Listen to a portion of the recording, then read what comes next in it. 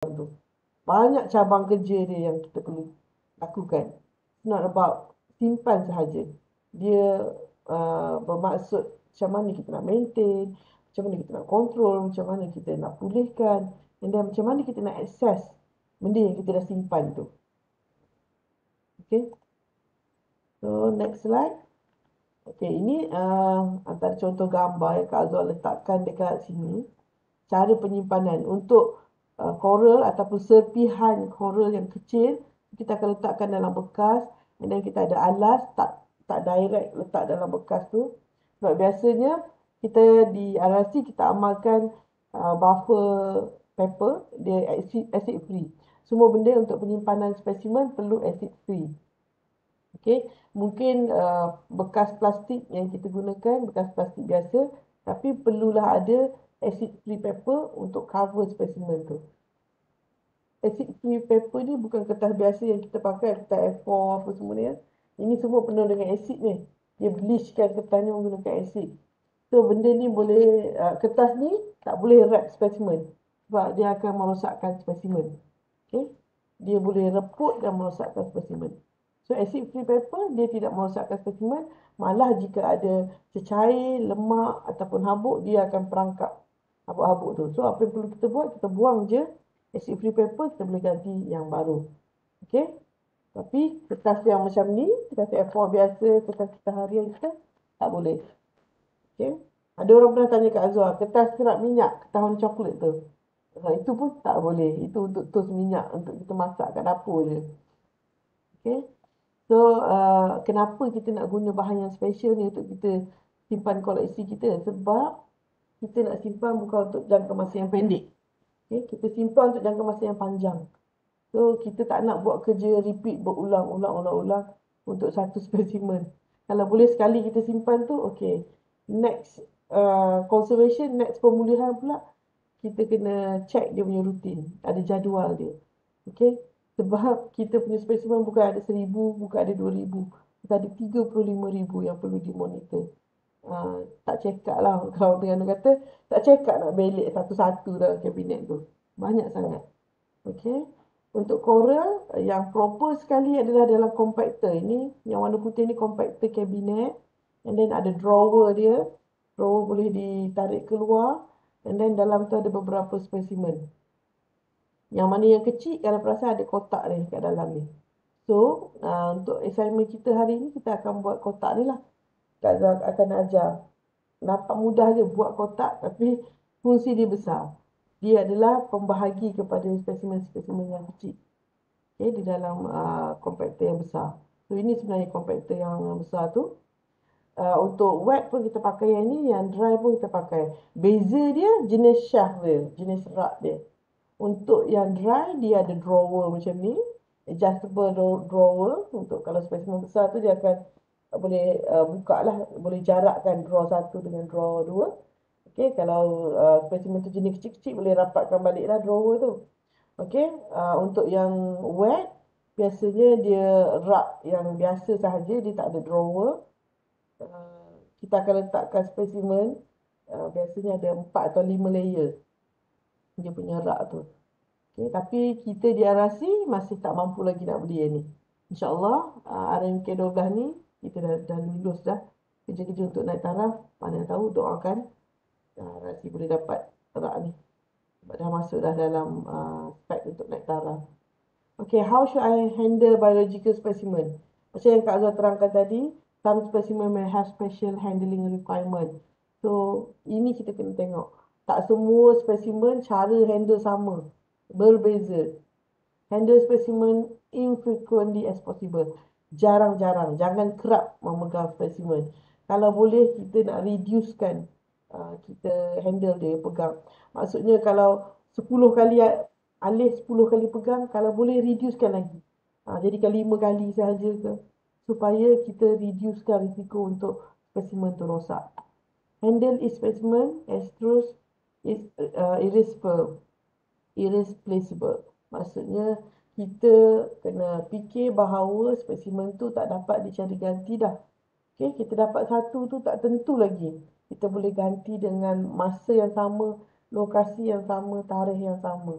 Even bentuk pun tak tentu lagi dapat spesies yang sama ataupun bentuk yang sama. Okey? Kena anggap semua spesimen yang ada dekat dalam muzium adalah sangat bernilai. Walaupun spesimen yang common, yang biasa, kena anggap dia bernilai. Sebab kita tak tahu nilai dia tu akan naik bila. Okay? Never smoke, eat or drink while handling specimen. Ini paling paling asas lah kena tahu. Memang even dalam makmal pun kita tak boleh buat, apatah lagi dalam bilik koleksi. Okay, don't wear anything that may damage the specimen. Okay, jangan pakai apa-apa pakaian yang boleh merosakkan. And then kalau dekat tempat kita, kita amalkan pakai lab coat. So, dalam bilik koleksi pun biasanya kita akan amalkan pakai lab coat juga. Never hurry when handling specimen. Move slowly. Jangan bergegas, jangan tergesa-gesa bila uruskan spesimen. Kena bergerak dengan perlahan supaya risiko pecah rosak dapat dikurangkan. Okay. Save all information that associate with the specimen such as tag and label. Katakan korang berada dalam bilik koleksi. Okay, waktu tengah duduk dalam bilik koleksi, tiba-tiba terjumpa satu label. Tak tahu datang dari mana-mana, serpihan label tu. Jangan buang. Jangan sekali-sekali buang. Ambil dan bagi pada curator ataupun collection manager supaya dia boleh simpan dan dia notify. Dia alert bahawa ada label yang tertanggal. Katakan label tu tercabut, tertanggal, memang kena terus bagi kat dia. So, dia boleh check sama ada, oh, ni label dari spesimen mana. Ataupun, oh, yang ni mungkin dah ada ganti dengan yang baru ke apa. So, dia yang decide. Okay? Sebab sebarang information yang ada di dalam bilik koleksi tu sebenarnya sangat penting. Kita tak tahu, oh, benda tu penting ke tak. Tapi orang yang jaga bilik koleksi tu, dia tahu. Sebab dia yang bermain dalam bilik koleksi tu hari-hari. Okay? Ada kawan-kawan kita yang left out ni. Dapat pergi orang pun tak ada. Terpaksa terima sekejap. Mungkin line dia slow kot. Okay, know the condition before moving it. Macam Kak Azhar kata tadi, kena tahu situasi spesimen tu, keadaan spesimen tu, perlu kita pindahkan dia. Okay, angkat dan alihkan spesimen dengan support atau kita pegang pada tempat yang sangat kuat. Okay, tempat yang kukuh. Terutama untuk spesimen yang fragile. So, kita kena pegang pada struktur yang paling kukuh sekali supaya tak rosak. And then kalau boleh, gunakan bantuan troli, letak spesimen dalam troli. And then ada padded shelf, dia punya rak dia tu bukannya direct, sama ada bekas ke, tray ke, ataupun ada something yang orang kata lam atau berlekuk lah. And then keliling dia tu ada spine kalau boleh. Isi tray, isi spine, and then baru letak spesimen tengah. Supaya selamat dari segi dinding dia tu tak tergolek jatuh waktu tolak, waktu alih nanti. Yang kedua, waktu ada pelanggaran atau gegaran, dia tak bersentuh. Okey. Bila bersentuh tu yang tendensi untuk pecah. Kita tak tahu waktu kita tolak tu mungkin terkuat ke apa, so dia akan hentam sama sendiri, boleh pecah. Dah banyak kali berlaku dekat RRC, that's why Kak Azhar cerita. Okay, pelajar LI, even staff, even kami sendiri, even Kak Azhar sendiri pun dah pernah alami. Bila dah pecah, dah rosak, baru rasa menyesal. Alah, kenapa lah aku tak buat macam ni, kenapa aku tak buat macam ni. Okay, so sebenarnya boleh belajar juga daripada kesilapan yang kita buat tu. Okay, use only a pencil when examining a specimen. Ini paling penting. Paling penting. Bila pinjam spesimen, tak kira untuk final project ke, untuk apa, untuk teaching ke apa. Pastikan spesimen tu, bila kita nak explain, bila kita nak cerita, tunjuk menggunakan pencil. So, pencil ni hujung dia carbon. So, carbon ni tak ada masalah untuk kita cuci ataupun kita hilangkan. So, bila kita bercakap tu, biasalah orang bila explain excited, ditunjuk-tunjuk sini. Kalau guna pen, kalau guna marker, habislah. So, gunakan pensel sahaja. Dan untuk buat research pun sama. Gunakan pensel sahaja. Untuk drawing ke, untuk nak tengok dia punya komponen ke. Dan kalau boleh, jangan sentuh spesimen tu. Kalau boleh. boleh-boleh ni. Sebab kita tak nak merosakkan spesimen. Handle only one specimen at a time and use both hands. Kalau boleh, handle satu spesimen dalam satu masa dan gunakan kedua-dua tangan untuk support spesimen. Okay? Jangan tamak. Okay, ini pakaian yang selamat digunakan untuk kita access kita spesimen.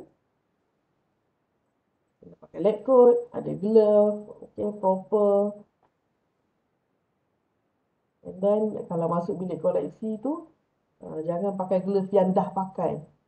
Contohnya dah pakai kat Rahmat Amal, pergi sampai ke bilik koleksi, pakai glove yang sama. Tak mau. Sebab contaminate tu daripada makmal ke bilik koleksi tu tinggi. Okay. Okay, so secara asasnya, Kak Zul nak overview balik, nak remind balik korang, kita ada 4 basic utama dalam pengawitan kita kan. Yang pertama sekali kena stabilkan dulu spesimen. Yang mana yang korang dah buat dah sekarang ni. Korang dah buat waktu dalam lab 1, lab 2. Stabilkan menggunakan proses apa? Proses pengeringan dan proses pengawitan basah. Okay, itu stabilization. Bila dah spesimen tu dalam keadaan stabil, korang proseskan dia. Proses tu kita ada label, ada maklumat yang korang isi dalam datasheet tu kan. Datasheet Excel, template tu. Okay, ada yang fish, ada yang ni. Dan korang ukur, tengok berat dia apa semua, identify. Itu processing. Okay, buat label. And then, kita akan masuk hari ni storage. So, Kak Azul cerita macam mana kita nak simpan spesimen kita. So, kita kena fikir yang cecair nak simpan dalam bentuk macam mana. Yang kering nak simpan dalam bentuk macam mana. So, dalam bentuk wet, kita dah ada dah. Kita punya spesimen jar. Kita simpan dalam jar. Dan kita parafilm. After that, kita nak simpan dalam keadaan macam mana. Bilik gelap, bilik yang cerah, tepi tingkap. So, kita kena fikir storage dia dekat mana. Untuk apa? Long term. Penggunaan jangka masa panjang supaya spesimen kita boleh digunakan. Okay? And then maintenance. Selain simpan, kita kena maintain. Simpan dalam kabinet almari, berabuk-rabuk apa semua. 10 tahun kemudian baru jumpa. Tengok, etanol dah surut. Sampel dah rosak. Okay, kita kena maintain. Dari semasa ke semasa. Bila dia surut, kena top up. Lepas tu seal balik. Nak top up apa? Top up lah liquid yang ada kat dalam dia tu. Kalau etanol, kena top up etanol. And then seal balik. Kalau you all dapat buat semua benda ni, 4 proses ni, Kak Azwar jamin, spesimen yang korang buat dekat rumah tu boleh tahan. 30 tahun kemudian korang jumpa Kak Azwar dah tua krepot, dah bersara dah maybe.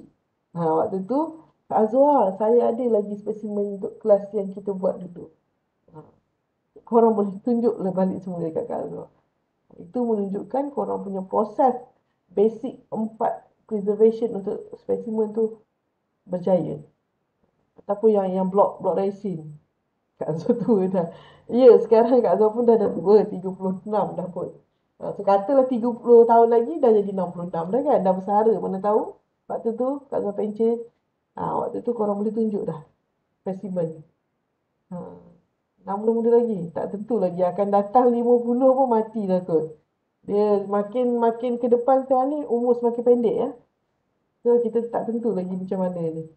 Okay. So, kita buat preservation ni untuk long term. Supaya bukan saja Kak Azhar boleh tengok, korang punya anak boleh tengok, cucu korang boleh tengok. Ini waktu atuk belajar mula-mula dulu dekat UMT. Boleh cerita balik kisah. Lepas tu cucu jadikan tu sampai ke cuek apa semua. Mana dah tahu dah tak ada spesies tu. Kalau ada pun mungkin lain. Okay. Benda ni jadikan warisan. Turun ke temurun. Mana dah tahu ada yang bercita-cita nak buka galeri sendiri, muzium sendiri. Itu salah satu Kak Azhar punya cita-cita juga tu. Dah besar nanti nak buat apa? Mungkin nak buka galeri sendiri kot. Macam tu. Okay, so boleh digunakan untuk korang. Boleh jadikan sebagai bahan untuk pengajaran untuk akan datang. Biarpun dekat cucu sendiri. Okay. So, yang kita belajar minggu ni bahagian storage, preservation activity associated with housing of the specimen. Kita dah belajar sebelum ni tentang pengawitan, tentang dia punya proses buat itu ini. So, part yang penting juga, yang tak kurang pentingnya adalah preservation of the specimen, which the housing of specimen, sake of access. Okay. And then organization and protection. Okay, benda ni sangat penting. Kak Azhar perlu tekankan supaya apa benda yang korang dah preserve, benda yang korang dah buat, korang boleh maintain dan jaga supaya dia ada long term use, boleh digunakan sepanjang masa. Okay, boleh digunakan sehingga akhir hayat kita, sehingga apa selagi spesimen tu tak rosak lah. So that's why Smithsonian simpan spesimen beratus-ratus tahun. Sebab itulah. Okay. Sebab dia jaga storage dia betul, maintenance dia betul. Okay. Storage of biological collection to ensure proper storage. Kita kena consider kita punya container, location kita, security dari segi keselamatan, dari segi housing dia, macam Kak cakap tadi, penyimpanan dia di mana, kena ada design dia, kena ada sistem dia, material yang digunakan untuk simpan tu pun penting. Okay, how should I organize biological collection? Okay, ada setengah yang kita simpan menggunakan sistem penyimpanan saiz. Simpan yang besar, ada yang spesimen besar simpan di rak untuk khas untuk yang besar. And then untuk yang kecil simpan di rak-rak yang lebih halus. Okay. Dan ada juga yang ikut failah, ikut kelas. Okay, ini semua chordata, satu rak chordata. Okay, yang ini Mollusca, satu rak mollusca. Depend kepada bilangan spesimen bagi salah satu institut tu. Okay, kalau dah terlampau banyak sangat, so dia akan, the whole room adalah untuk pieces, ikan. Itu kalau dah banyak lah, macam contoh di Jepun. Satu level, satu tingkat tu semuanya untuk mamalia. Level kedua reptilia. Level ketiga avian. Lepas tu level seterusnya ada 7 tingkat bangunan dia. Itu dah tahap banyak gila. Kita di RRC, satu bilik koleksi, okey, rak sini chordata, rak sini molas, ini porifera. Sebab bezakan ikut rak. Dia mengikut kepada berapa bilangan spesimen yang kita ada. Okey. Yang mana yang penting sekali, senang disusun, senang diakses ataupun dicari, and then senang dicapai untuk diguna, and then selamat. Okay, spesimen kita dalam keadaan selamat. Biasanya apa yang kita akan buat, kita akan susun. Okay, kita akan susun mengikut kita punya sistem. Kalau di RRC, kita ada satu sistem khas.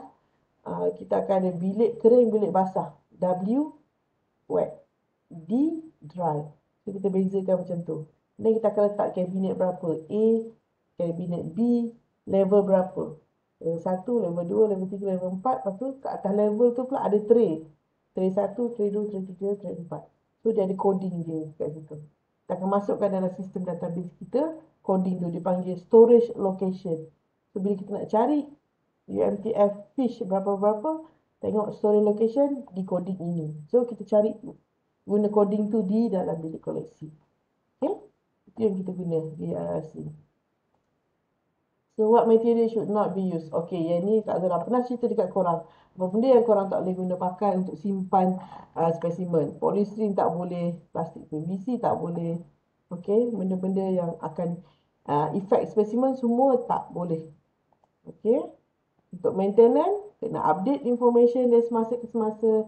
Jaga housekeeping, kebersihan dalam storage, elakkan ada pest, elakkan ada najis-najis serangga apa semua tu kena elak. Okay. And then kena emergency prepare, response and salvage. Kena ada kalau apa-apa kecemasan berlaku, kena ada sistem kecemasan dalam bilik tu. Specimen cleaning, kena bersihkan specimen, treatment and pest management. Pest management penting sebab biasanya pest ni lah yang effect kita punya specimen. Okay. Okay, yang ni soalan yang simple. Boleh tak kita simpan wet and dry collection bersama? Okay, sama dalam bekas yang sama ke, bilik yang sama ke?